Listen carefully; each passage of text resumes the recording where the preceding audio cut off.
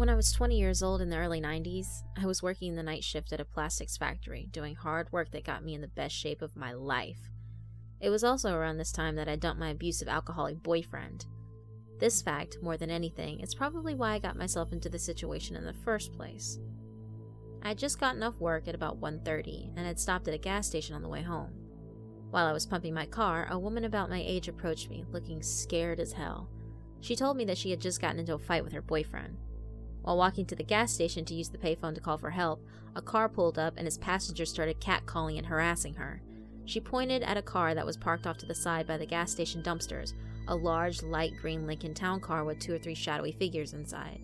She said they threatened her, and she was too scared to call her friend and wait.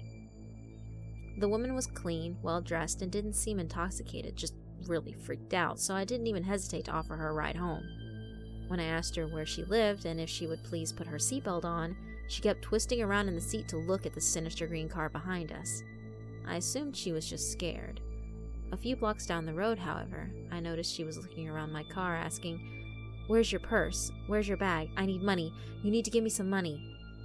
My stomach sank. I thought, great, she's gonna rob me now. Fuck. But when I thought about it, robbery just didn't make much sense. I was driving a 1985 Chevy, affectionately nicknamed Shitbox, and was wearing a ratty t-shirt and jeans with combat boots. I did not look like a person with a lot of cash, primarily because I wasn't a person with a lot of cash. She twisted around in the seat again and started yelling, "There they are! There they are!" No longer did she have any fear in her voice. I checked the rear view, and sure enough, the light green car was right behind us. She started cackling and bouncing up and down in the seat, screaming, "Ha, my boys are gonna fuck you up, bitch! They're gonna fuck you up!" While looking in my glove box for valuables, she told me the men tailing us were going to take turns raping me in every orifice, then leave my body somewhere to rot. Now, if I had been smart, I would have driven to the police station. Actually, if I had been very smart, I would have called the cops when I heard her sob story back at the gas station and waited with her until they arrived. Unfortunately, none of this crossed my mind until later. In the moment, I just got really fucking angry. Luckily, I realized 4 key things. That there was a busy intersection up ahead, that the light had just turned yellow, that I had a box cutter in the driver's side door compartment, and that the crazy bitch still hadn't put on her seatbelt. I thus floored it, passing the traffic light just as it turned red. Now, the green car was stuck behind traffic at the red light. I then slammed on the brakes and my unwelcome guest hit the dashboard, ricocheting onto the windshield with a solid and viciously satisfying crack. Now waving my box cutter at her face, I yelled, "Get the fuck out! Get the fuck out of my car before I cut off your face and make you eat it, bitch!" Now in a total panic, she popped the door open and I started shoving and punching her until the bitch tumbled down to the curb. I stomped on the gas with the passenger door still open, then cut across town and got onto the highway. After 5 minutes, my adrenaline wore off and I started shaking. I pulled over for a couple of minutes to get my shit together and then drove home. I told my older sister everything that happened. She wrapped me up in a tight bear hug while simultaneously yelling at me about how stupid I was for not contacting the police. I've never been so glad to be yelled at in my life. It was a cold, rainy night in early November. My fiancée Willa and I like taking spontaneous late-night drives. We typically start out on one of the main roads within our city and keep following it until we hit the next town. Sometimes, our drives last hours. The layout of my county and surrounding counties is a little bizarre. All of the cities and towns are isolated by large stretches of woods and country. I live in a relatively large college town, but a half-hour drive in one direction can land you stranded on jagged, unmarked gravel roads in the middle of nowhere, or in small, weird villages that no one knows about. It's actually pretty exciting, and that's why we do it so much. So, it was midnight, and we were lost. Willa was on my phone trying to figure out what road we're on. We're on a mud path in a pit of country framed by small towns that we've never heard of. Flory, Winnetka, Tell. It was rainy and foggy, and the headlights on my car aren't doing a damn thing. There was nothing but trees and brush on either side of the road. Willa told me that she thinks we're heading towards 200 Street West, which runs into Rye Road on Route 45, en route to Winnetka. We make our way down the mud road for a half hour, and never hit it. We've always had fun on these sort of drives, but this was the first time we'd ever really been on edge. Willa chimed that we should have found 200 Street West already, and asked if we passed it without noticing. I asked nervously if we should turn around, but she doesn't think we can without backing up into a tree or ditch. 10 minutes passed before we finally saw a little black road snaking up a hill, branching off of the road we were on. I hurriedly turned into this side road, which was very narrow and strewn with twigs and branches that scratched our doors and windows. Then, we found ourselves in a wide paved clearing with a house at the back of it, tucked into the thick woods. Willa started hissing for me to turn around. Our headlights illuminated the whole property, which was in major disrepair. No lights, windows shattered, siding and shingles shredded, the yard littered with barrels, car parts, tools, hundreds of glass bottles, branches, slabs of concrete, a rusty Chevy pickup, plus nets of ivy and weeds. Willa pointed out little moving shadows and glowing spots around the yard. There were dozens of cats looking at us, their eyes a glimmering from the headlights. Denny, what was that? What was that? Oh my god, Den, what happened? A walnut-sized rock crashed into our windshield, fracturing the glass.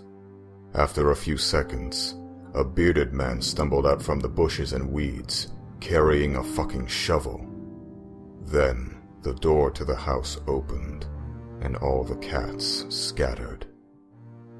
A skeleton of a woman, with wild gray hair, crawled out onto the porch. She wiped her unusually dark hands on her skirt. I have no clue what was on them, but that's what I remember most vividly about her, how dark her hands were. I threw the car into reverse, rolling over cinder blocks and branches, and then screeched back down the road. Once I had driven a good distance from the house, I started to relax. That was until I noticed headlights behind us, mimicking all of our turns onto different roads. After nearly an hour of being pursued, we finally reached Flory and pulled into a gas station. I watched the vehicle pass us. It was the same Chevy truck we saw at the house.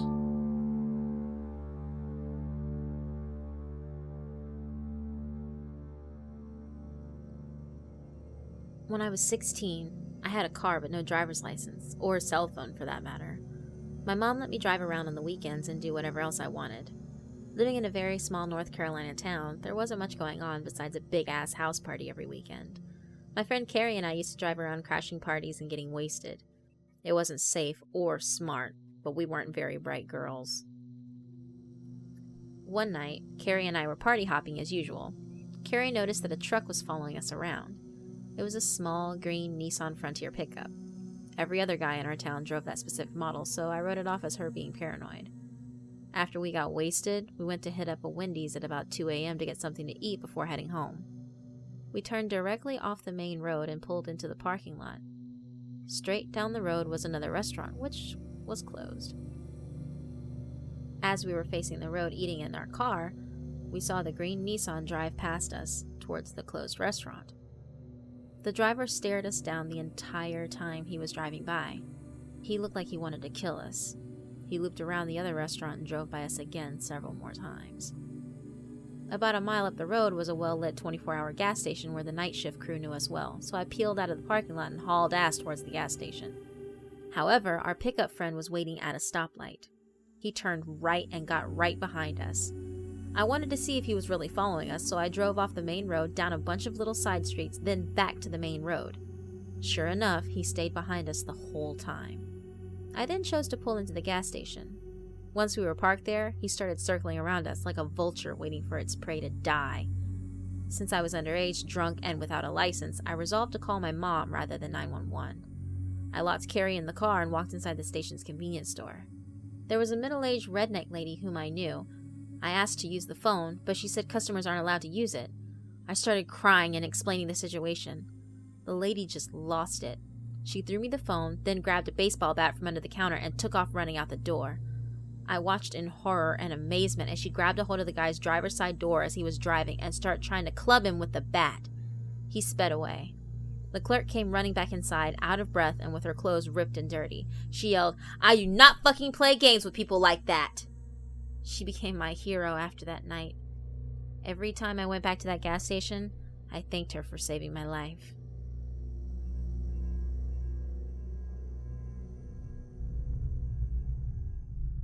I have always had an innate fear of the night. Not so much the dark, but the night itself.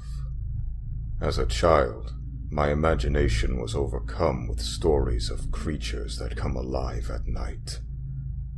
I never had anything to base this fear on, until a night when I decided to go with a buddy of mine to a baseball game and got stuck at a red light at 2 a.m. after dropping him off. Everything was fine, until I stopped at a red light right before the street that led to my house. It was a T-junction, and I was turning left. I would have just run the light, seeing as there was no one there and it was 2 a.m. on a school night. But earlier that week I had heard the phrase, "Character is what you do when no one is looking." And for whatever reason, that was the night I decided to prove to myself that I was a man of character.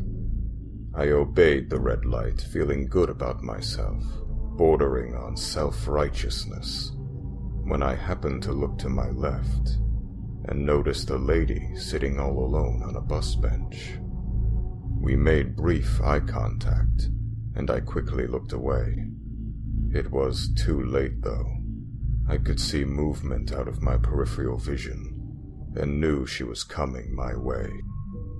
I also noticed she was carrying a bag. I quickly checked that my doors were locked, my windows were up, then moved my right foot above the accelerator just in case, and braced myself for what was to come. I was hoping it would just be an awkward exchange, and was praying for a quick light change before she reached me, so I could just speed out of there. She walked right up to my window, put down her bag, and began to tap on my window. I nervously looked up at her, and she motioned for me to roll my window down. I had automatic windows, so I just imagined pushing too hard on the window button, and that thing just coming all the way down. So I took a deep breath, and lightly flicked it with my finger.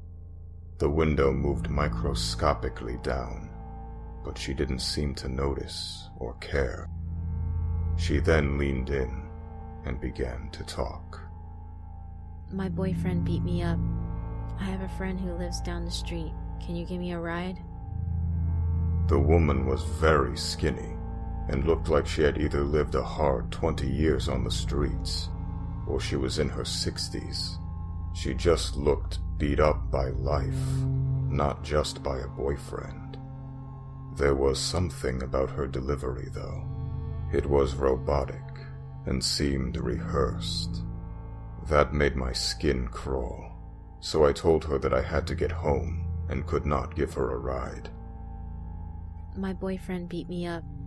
I have a friend who lives down the street. Can you give me a ride?" This time I felt more confident when I declined. "My boyfriend beat me." At this point, the light changed, so I slowly lifted my foot off the brake and started slowly rolling forward while muttering an apology. Not moving, she just looked at the light, then looked down at me, leaned in closer, and said 5 words that have haunted me ever since. You made the right decision. She then picked up her bag and walked back towards the bench.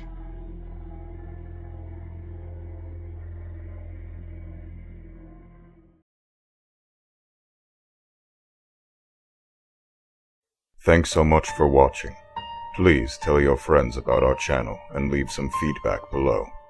We post terrifying true stories, creepypastas, poems, and more on a regular basis.